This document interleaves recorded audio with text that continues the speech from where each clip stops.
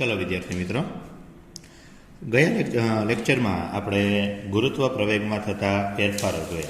बराबर के जुदी जुदी ऊंचाईओ माटे, ऊंडाई माटे, अक्षांश माटे गुरुत्व प्रवेगमां थता फेरफारो विषे वात करी। आजे आपणे वात करवानी छे गुरुत्वाकर्षी तीव्रता।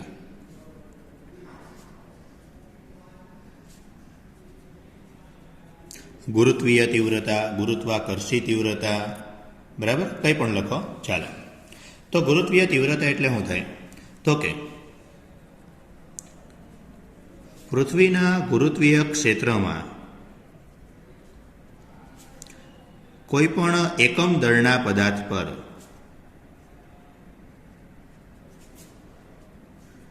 लागतुं बळ एटले कयुं? गुरुत्व बळ। तो गुरुत्व बळने गुरुत्वीयकर्षी तीव्रता कहेवाय। बराबर के पृथ्वीना गुरुत्वीय क्षेत्रमां एकम दळना पदार्थ पर लागतुं गुरुत्वीय बळ, तो ये गुरुत्वीय बळने गुरुत्वाकर्षी तीव्रता कहेवाय। एटले एनी व्याख्या परथी आपणे एवुं कही शकाय के गुरुत्वाकर्षी तीव्रताने I वडे दर्शावाय। तो I बराबर शुं बनशे? F/m। के भाई हूँ m बराबर जो 1 किलोग्राम लई लऊँ तो I बराबर शुं थई गयुं? F। एटले गुरुत्वाकर्षी तीव्रता शुं छे? तो के एक प्रकारनुं बळ छे। तो आना परथी गुरुत्वाकर्षी तीव्रतानो एकम, तो एकम शुं मळशे? तो के उपर F एटले बळ, बळनुं न्यूटन छेदमां दळनुं किलोग्राम। एनुं पारिमाणिक सूत्र बनावीए तो न्यूटननुं m1L1T-2 किलोग्रामनुं m1 एटले L1T-2। तो L1T-2 एटले शुं थई गयुं? मीटर पर सेकंडनो वर्ग। એટલે આનો બીજો એકમ આવો બનશે મીટર પર સેકન્ડનો વર્ગ। મીટર પર સેકન્ડનો વર્ગ એટલે શેનો એકમ બને? તો કે પ્રવેગનો એકમ બને। તો એનો અર્થ એમ થઈ ગયો કે આપણે એવું કહી શકાય કે ગુરુત્વીયકર્ષી તીવ્રતા એ કોના જેવું થઈ છે?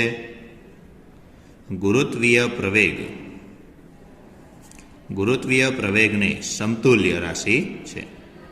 સમતુલ્ય પણ શેમાં? એકમમાં। બરાબર કે એકમમાં સમતુલ્ય રાશિ છે। ગુરુત્વીય तीव्रता એ ગુરુત્વ પ્રવેગને સમતુલ્ય રાશિ પણ શેમાં? એકમની અંદર। બરાબર બધાયમાં નહીં। એટલે પ્રવેગ અને તીવ્રતા સરખા નથી, ખાલી બંનેના એકમ સરખા છે। પછી અહીંયા ગુરુત્વ બળ છે। ગુરુત્વ બળની દિશા આપણે કીધું હતું, જે પદાર્થ બળ લગાડે એના તરફ લેવાની હોય। બરાબર એટલે ધારો કે અહીંયા ધારો કે એક m દળનો પદાર્થ હોય, અહીંયા ધારો કે એક કેવો પદાર્થ લેવાનો કીધો? એકમ દળનો પદાર્થ। અહીંયા ધારો કે એક એકમ દળનો પદાર્થ છે, તો એ એકમ દળના પદાર્થ પર બળની દિશા લેવાની હોય તો એ કઈ તરફ લેવાની હોય? જે પદાર્થ બળ લગાડે એના તરફ લેવાની। જ્યારે અહીંયાથી અંતર ગણવું તો કઈ દિશામાં ગણવાનું હોય? એટલે હંમેશા અંતર અને બળની દિશા એકબીજાથી વિરુદ્ધ હોય છે। માટે જ્યારે ગુરુત્વીય તીવ્રતાને સદિશ સ્વરૂપે દર્શાવવામાં આવે ત્યારે આગળ ઋણ નિશાની લેવામાં આવે। બરાબર, એને સદિશ સ્વરૂપે દર્શાવો ને ત્યારે શું લેવામાં આવે? આગળ ઋણ લેવામાં આવે। સોરી, કે I બરાબર -F/m। હવે F ની કિંમત મૂકી દઈએ કે કેપિટલ M છે, એક સ્મોલ m પદાર્થ છે, તો F બરાબર શું થઈ જશે? -G(M)(r²) અને અહીંયા m એટલે -Gm/r², r કેરેટ। બરાબર, એટલે કંઈક આ ટાઈપનું થશે કે I બરાબર શું? સદિશ સ્વરૂપે હોય તો જે r કેરેટ એટલે શું આવશે? તો કે ભાઈ ગુરુત્વીય બળની દિશાનો એકમ સદિશ। તો આનું સૂત્ર તમે જો તો સૂત્ર પણ Gm/r² જ છે। બરાબર, એટલે સૂત્રની રીતે પણ એ ગુરુત્વીય પ્રવેગ જેવું જ છે। એટલે એનો અર્થ એમ થઈ ગયો કે જો આનો આલેખ દોરવામાં આવે તો આનો આલેખ કંઈક આ રીતના આવશે। ગુરુત્વ પ્રવેગ જેવો જ આલેખ આવશે કે ભાઈ કેન્દ્રથી સીધું વધશે પછી આમ। બરાબર, આલેખ સેમ ટુ સેમ જ આવશે। બરાબર, અહીંયા 0, આ પૃથ્વીની સપાટી અને પછી પૃથ્વીથી બહાર। બરાબર, તો આ ગુરુત્વીય તીવ્રતા માટે જો કે ગુરુત્વીય તીવ્રતાનો ઉપયોગ ખૂબ જ ઓછો છે આપણા સિલેબસની અંદર, મેઇન તો તમારે એનું સૂત્ર જ યાદ રાખવાનું કે ભાઈ ગુરુત્વીય તીવ્રતા એટલે શું છે, તો કે એકમ દળના પદાર્થ પર લાગતું બળ. બરાબર, ગુરુત્વીય તીવ્રતા કે ગુરુત્વીય ક્ષેત્ર કે બંને એક જ. બરાબર. બીજી વાત આપણે કરવાની છે એ છે ગુરુત્વીય સ્થિતિમાન.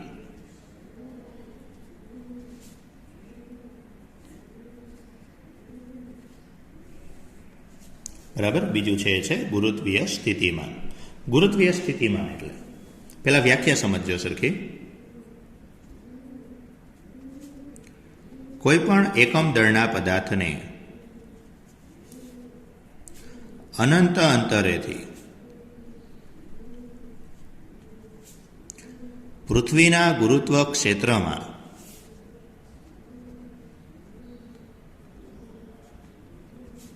કોઈ પણ બિંદુએ લાવવા માટે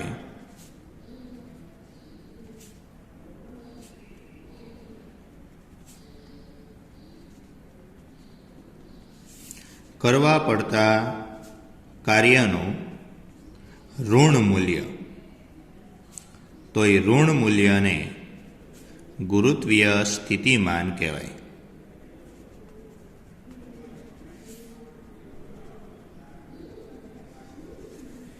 બરાબર, કે કોઈ પણ એકમ દળનો પદાર્થ હોય, એકમ દળના પદાર્થને શું કીધું, અનંત અંતરેથી ગુરુત્વીય ક્ષેત્રના કોઈ પણ બિંદુએ લાવવા માટે કરવું પડતું કાર્યનું ઋણ મૂલ્ય.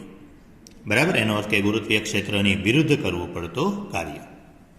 તો એ કાર્યને શું કહેવાય, ગુરુત્વીય સ્થિતિમાન. એનો અર્થ એમ થઈ ગયો, ગુરુત્વીય સ્થિતિમાન શું છે, તો એક પ્રકારનું કાર્ય છે. બરાબર, તો કે આપણે પૃથ્વીને લઈ લઈએ. આ પૃથ્વીને યામાક્ષોના ઉગમ બિંદુ પર મૂકી દઈએ. બરાબર, તો એના કેન્દ્રથી ધારો કે આર અંતરે આવેલા પી બિંદુએ મારે કોઈ પદાર્થને અનંત અંતરેથી આ પી બિંદુએ લાવવો છે. બરાબર, પૃથ્વી છે, પૃથ્વીનું દળ ધારો કે ME, પૃથ્વીની ત્રિજ્યા RE. તમારે અનંત અંતરેથી કોઈ પણ એકમ દળના પદાર્થને, જો ખાસ ધ્યાન રાખજો, વ્યાખ્યા કોના માટે છે, વ્યાખ્યા એકમ દળના પદાર્થ માટે છે કે ભાઈ એકમ દળના પદાર્થને અનંત અંતરેથી આ પી બિંદુએ લાવવો છે. તો પી બિંદુએ લાવવા કરવું પડતું કાર્ય, પણ એ કાર્યનું કેવું, ઋણ મૂલ્ય લેવાનું છે. તો સૌથી પહેલાં તો કાર્ય આપણે છઠ્ઠા ચેપ્ટરમાં ભણી ગયા હતા કે કાર્ય આવે એટલે હંમેશા બે વસ્તુ હોય કે ભાઈ ચેક કરવું પડે બળ ચલ છે કે બળ અચળ છે. આપણે અહીંયા ગુરુત્વીય બળની વાત કરવાની છે. તો ગુરુત્વીય બળનું સૂત્ર શું આવે, તો કે Gm/r², Gm1 m2 r². એનો અર્થ એમ થઈ ગયું કે બળ છે એ બળ અંતર પ્રમાણે બદલાય છે. બળ અંતર પ્રમાણે બદલાય છે એનો અર્થ કે બળ ચલ છે. બરાબર, ચાલો તો કોઈ પણ એકમ દળના પદાર્થને અનંત અંતરેથી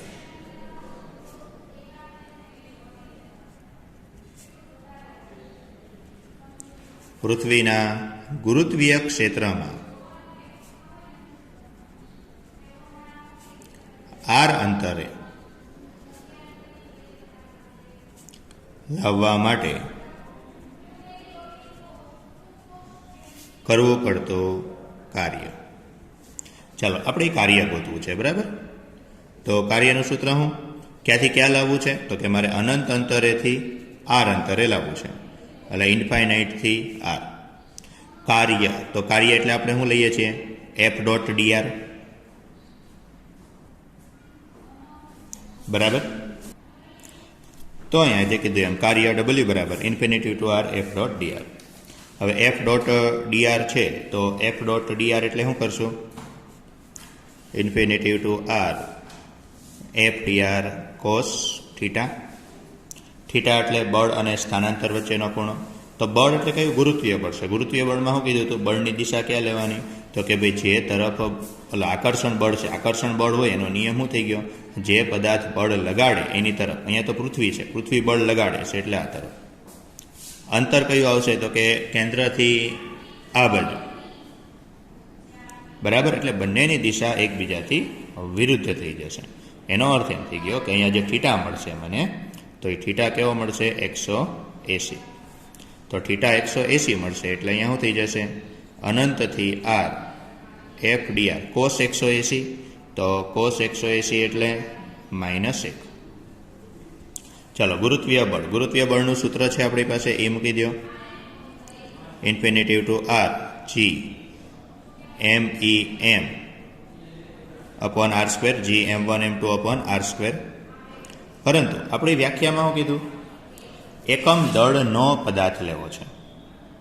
એનો અર્થ એમ થઈ ગયો કે આની અંદર સ્મોલ m બરાબર શું લેવાનું? તો કે સ્મોલ m બરાબર 1 કિલોગ્રામ લઈ લેવાનું, બરાબર? કારણ કે આપણી વ્યાખ્યામાં એવું કીધું છે કે એકમ દળનો પદાર્થ. એટલે સ્મોલ m બરાબર 1 કિલોગ્રામ લઈ લ્યો. તો હવે વધ્યું કેટલું? Minus infinitive to r gme upon r square dr. gme ને કોમન કાઢી નાખો તો minus gme infinitive to r 1 upon r square dr. એટલે minus gme 1 upon r square. તો 1 અપોન r સ્ક્વેરનું સંકલન શું થશે? તો r સ્ક્વેર છે એટલે ઉપર જવા દો, બરાબર? આમના થોડુંક એક સ્ટેપ વધારી દઈએ કે આ 1 અપોન r સ્ક્વેર છે એને ઉપર જવા દો તો r રેસ ટુ -2. હવે સંકલનનું સૂત્ર આપણે શું ભણ્યા હતા? તો કે x raise to n dx હોય તો શું આવતું હતું? x raise to n+1 upon n+1. અહીંયા -2 છે, -2 છે એટલે શું કરશું? -2 + 1 અપોન -2 + 1.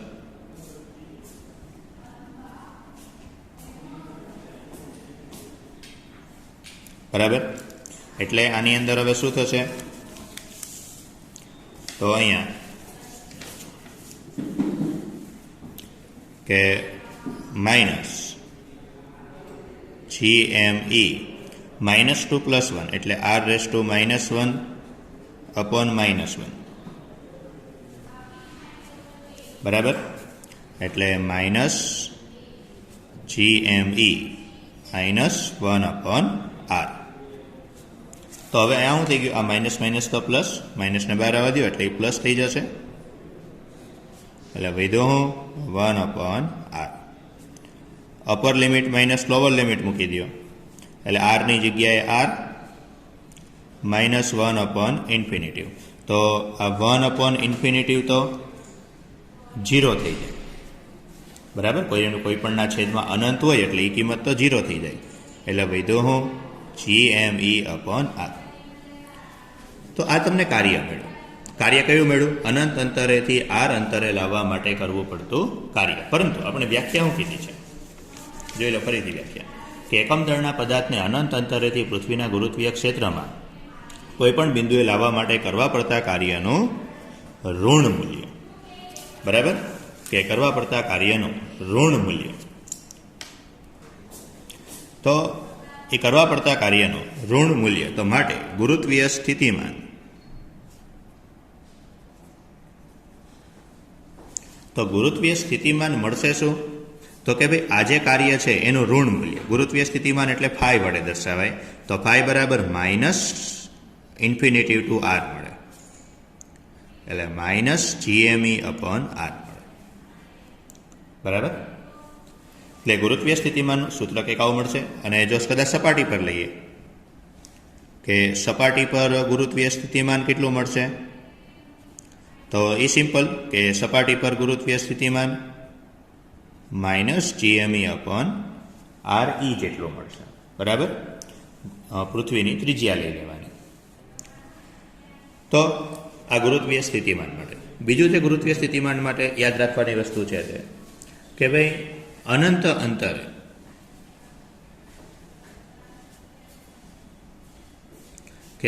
અંતરે r બરાબર ઇન્ફિનિટિવ. તો r બરાબર ઇન્ફિનિટિવ એ ગુરુત્વીય સ્થિતિમાન કેટલું થઈ જશે? તો ત્યાંથી તો આપણે શરૂ કર્યું. એટલે આ જો r છે, r બરાબર ઇન્ફિનિટિવ મૂકી દઉં તો ગુરુત્વીય સ્થિતિમાન 0, બરાબર? છેદ અનંત થઈ જાય એટલે. પછી બીજું કવચ માટે.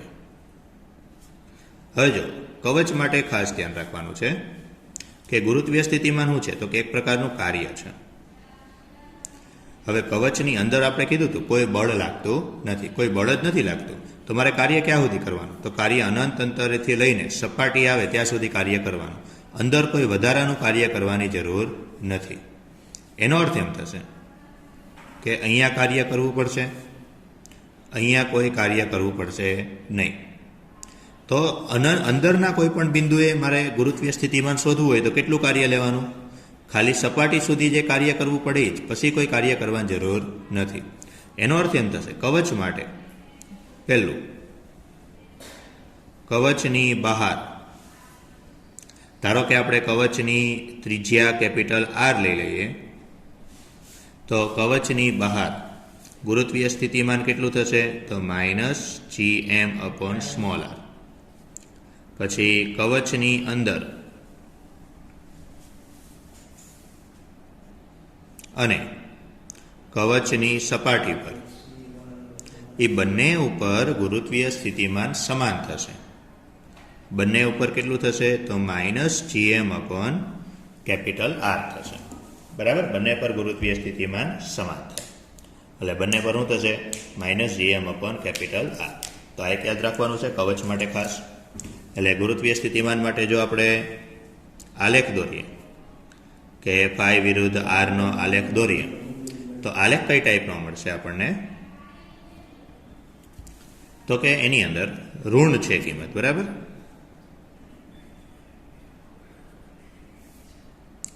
કવચ માટે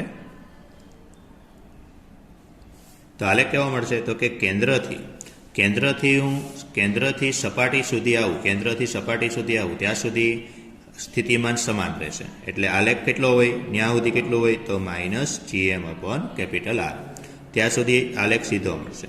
પછી બહાર આવીશ એમ ઘટતો જશે, પરંતુ ઋણમાં ઘટશે, એટલે પછી આ રીતનો આલેખ મળશે.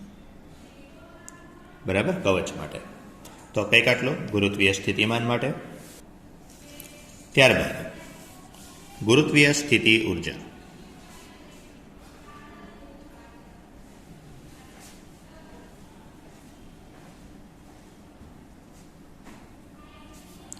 ગુરુત્વીય સ્થિતિ ઉર્જા.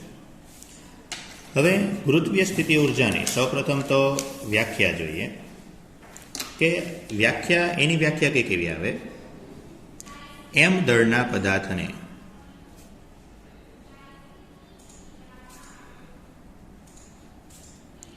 અનંત અંતરેથી પૃથ્વીના ગુરુત્વીય ક્ષેત્રના કોઈ પણ બિંદુએ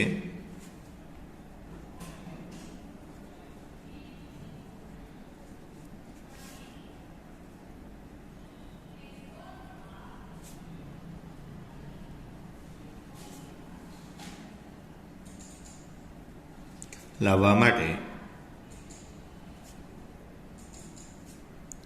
કરવા પડતા કાર્યના ઋણ મૂલ્યને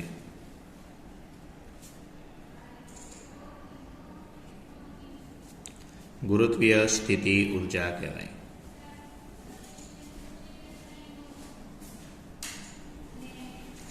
કે ભાઈ એમ દળના પદાર્થને અનંત અંતરેથી પૃથ્વીના ગુરુત્વીય ક્ષેત્રના કોઈ પણ બિંદુએ લાવવા માટે કરવું પડતું કાર્ય. તો અહીંયા તમે જો ગુરુત્વીય સ્થિતિમાનની વ્યાખ્યા આપણે જોઈ અને આની વ્યાખ્યા, તમે આ બે વ્યાખ્યાને સરખાવો તો ફરક શું પડ્યો? અહીંયા એકમ દળના પદાર્થને હતું, અહીંયા એમ દળના પદાર્થને છે. બરાબર, બંનેની વ્યાખ્યા તમે જો ને તો બંનેની વ્યાખ્યા સેમ ટુ સેમ જ છે, ખાલી એમ દળનો પદાર્થ છે, અહીંયા એકમ દળનો પદાર્થ છે. એનો અર્થ એમ થઈ ગયો કે ગુરુત્વીય સ્થિતિ ઉર્જાનું સૂત્ર તમારે અલગથી મેળવવાની જરૂર નથી. બરાબર, તો ગુરુત્વીય સ્થિતિ ઉર્જા માટે અલગથી સૂત્રની જરૂર નથી. તમે માત્ર શું કરો કે ગુરુત્વીય સ્થિતિમાનનું સૂત્ર લઈ લો, એમાં એકમ દળની જગ્યાએ એમ દળ મૂકી દો, એટલે ઓટોમેટિક જવાબ આવી જશે. તો માટે એવું કહી શકાય કે ગુરુત્વીય સ્થિતિ ઉર્જા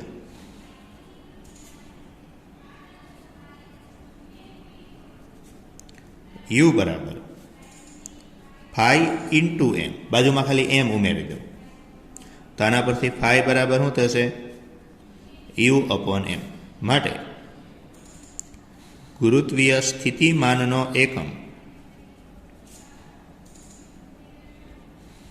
આના પરથી ગુરુત્વીય સ્થિતિમાનનો એકમ શું થશે? U નો એકમ જૂલ, m નો એકમ કિલોગ્રામ, જૂલ પર કિલોગ્રામ. બરાબર, અને ગુરુત્વીય સ્થિતિ ઉર્જાની સૂત્ર, તો ગુરુત્વીય સ્થિતિ ઉર્જાનું સૂત્ર શું મળશે? તો કે U બરાબર ફાઈ. ફાઈ એટલે આપણે શું કીધું? તો કે માઇનસ જી કેપિટલ એમ ઈ અપોન આર, અને અહીંયા એક ખાલી એમ આવી જશે. બરાબર? તો આ ગુરુત્વીય સ્થિતિ ઉર્જાનું સૂત્ર છે, ઓલાનું જ ગુરુત્વીય સ્થિતિમાનનું જ લેવાનું, ખાલી આગળ એમ ઉમેરી દેવાનું. હવે તમે એવું પણ કહી શકો કે એકમ દળના પદાર્થની ગુરુત્વીય સ્થિતિ ઉર્જા, એકમ દળના પદાર્થની ગુરુત્વીય સ્થિતિ ઉર્જા એ પણ બનશે ગુરુત્વીય સ્થિતિમાન. બરાબર? બંને સરખું જ છે.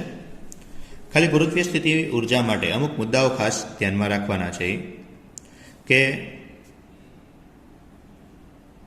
ગુરુત્વીય સ્થિતિ ઉર્જાના નિરપેક્ષ મૂલ્યનું મહત્વ નથી.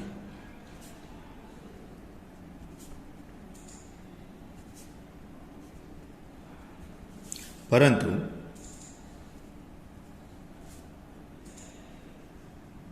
તેના ફેરફારનું મહત્વ છે. બરાબર? કે ભાઈ નિરપેક્ષ મૂલ્યનું મહત્વ નથી. નિરપેક્ષ મૂલ્ય એટલે શું? કે ધારો કે હું એવું કહું છું કે આજે અહીંયા એક પૃથ્વી, આ પૃથ્વી છે, તો પૃથ્વીના કેન્દ્રથી આર અંતરે મારે અહીંયા સ્થિતિ ઉર્જા, તો આ પી બિંદુએ સ્થિતિ ઉર્જા કેટલી છે એ મહત્વનું નથી. કે પછી અહીંયા ધારો કે એક બીજો ક્યુ બિંદુ છે, ક્યુ બિંદુએ સ્થિતિ ઉર્જા કેટલી છે એ મહત્વનું નથી. મહત્વનું છે કે હું પદાર્થને પીથી ક્યુ સુધી લઈ જાઉં ત્યારે સ્થિતિ ઉર્જામાં કેટલો ફેરફાર થાય છે. બરાબર? એટલે એનો અર્થ એમ થઈ ગયો સ્થિતિ ઉર્જાનો ફેરફાર મહત્વનો છે. કે ભાઈ સ્થિતિ ઉર્જા પી બિંદુએ, તો ધારો કે અહીંયા હું સ્થાન સદિશ R1 લઈ લઉં, અહીંયા સ્થાન સદિશ R2 લઈ લઉં, તો પી બિંદુએ સ્થિતિ ઉર્જા શું લઈ શકાય? તો કે યુપી બરાબર GMEM અપોન R1. એવી રીતે ક્યુ બિંદુએ, તો ક્યુ બિંદુએ કેટલી થઈ જશે? Minus GMEM upon R2. પરંતુ મહત્વ પીનું નથી ને મહત્વ ક્યુનું નથી. મહત્વ કોનું છે? તો કે પીથી ક્યુ સુધી, કે પીથી ક્યુ સુધી કોઈ પણ એમ દળના પદાર્થ માટે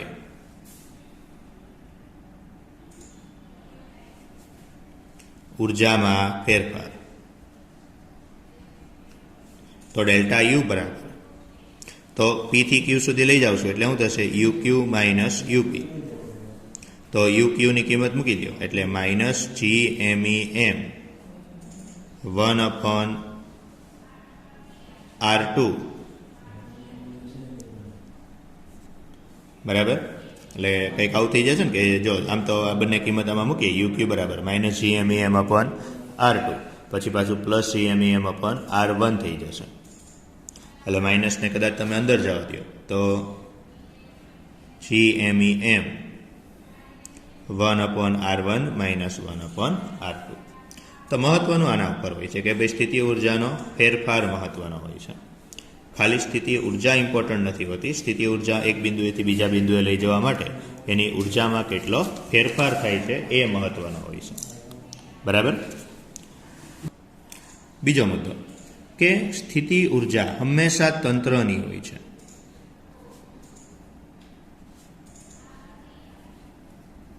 સ્થિતિ ઉર્જા હંમેશા તંત્રની હોય છે. બરાબર? કોઈ એક પદાર્થની સ્થિતિ ઉર્જા એવું ક્યારેય નથી હોતું. એટલે એનો અર્થ એમ થઈ ગયો કે ધારો કે હું એવું કહું કે ચંદ્રની સ્થિતિ ઉર્જા, જો ચંદ્રની સ્થિતિ ઉર્જાનો અર્થ એવો થાય કે પૃથ્વી અને ચંદ્રથી બનતા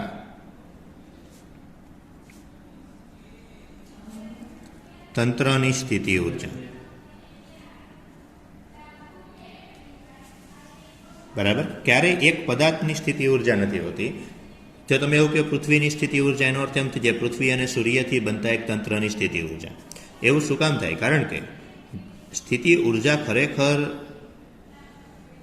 જ્યારે પૃથ્વીની વાત કરીએ તો પૃથ્વીનું ગુરુત્વીય ક્ષેત્ર છે. બરાબર? એ પૃથ્વીના ગુરુત્વીય ક્ષેત્રની અંદર કોઈ પણ પદાર્થ ગતિ કરે છે તો આ પદાર્થના સ્થાનાંતરની કારણે પૃથ્વીના સ્થાનમાં કોઈ ફેરફાર થતો નથી. જેનું ગુરુત્વીય ક્ષેત્ર હોય એને ઉદ્ગમ કહેવાય. તો ભાઈ ઉદ્ગમના સ્થાનમાં કોઈ ફેરફાર નથી થતો. એટલે સ્થિતિ ઉર્જા બોલાય કોની? તો કે ભાઈ જે પરીક્ષણ પદાર્થ હોય એની બોલાય. બરાબર. હું એવું કહું પૃથ્વીની સ્થિતિ ઉર્જા, એનો અર્થ એમ થઈ જાય કે ભાઈ સ્થિતિ ઉર્જા પૃથ્વી અને સૂર્યથી બનતા તંત્રની હોય છે. એટલે ગમે ત્યારે કોઈ પણ દાખલો હોય તેમને જો તંત્રની સ્થિતિ ઉર્જા શોધવાનું કહે તો તમારે ફરજિયાત એના ગ્રુપ બનાવવાના. બરાબર. આ થિયરી અહીંયા પૂરી. હવે જો ધારો કે એક નાનો એવો દાખલો લઈ લઈએ કે તમને એવું કીધું હોય કે કોઈ એક ચોરસ છે, એ ચોરસના 4 શિરોબિંદુ ઉપર M1, M2, M3, M4 આ પદાર્થો છે. આની લંબાઈ ધારો કે L હોય.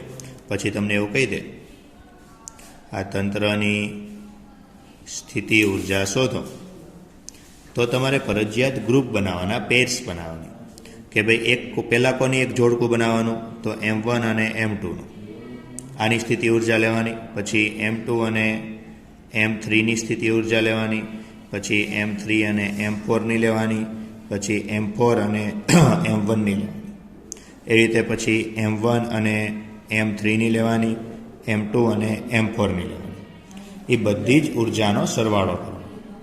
બરાબર. એટલે કુલ સ્થિતિ ઉર્જા કોની કોની લેવી પડશે, તો U બરાબર 1 2 plus 1 3 plus 1 4 plus 2 3 plus 2 4 plus 3 4. બરાબર. એટલે જો 1 2 છે તો 1 અને 2ની વચ્ચેનું અંતર L છે, તો minus GM1 M2 upon L. પછી 1 અને 3ની વચ્ચેનું અંતર, તો આ કર્ણ થયો, એની વચ્ચેનું અંતર કેટલું હોય, તો M1 M3. આ L આ પણ L, એટલે તમને પાયથાગોરસ તમે ઉપયોગ કરો, આ L તો આ કેટલું થઈ જાય, √2L. તો આ બે વચ્ચેનું અંતર કેટલું થઈ જાય, √2L. એવી રીતે 1 અને 4 છે તો માઇનસ GM1 M4 L. એવી રીતે 2 અને 3, તો 2 અને 3 વચ્ચેનું અંતર, તો minus GM2 M3 upon L. બરાબર. એવી રીતે 2 અને 4, તો 2 અને 4નું, તો minus GM2 M4 upon √2L. એવી રીતે 3 અને 4 છે, તો 3 અને 4 એટલે minus GM3 M4 upon L. આવી રીતે કરવાનું, બધી જ ઉર્જાનો સરવાળો કરવાનો. તો કંઈક આ ગુરુત્વીય સ્થિતિ ઉર્જા માટે. બરાબર. હવે નેક્સ્ટ લેક્ચરની અંદર આપણે આગળ નિષ્ક્રમણ ઉર્જાની વાત કરશું.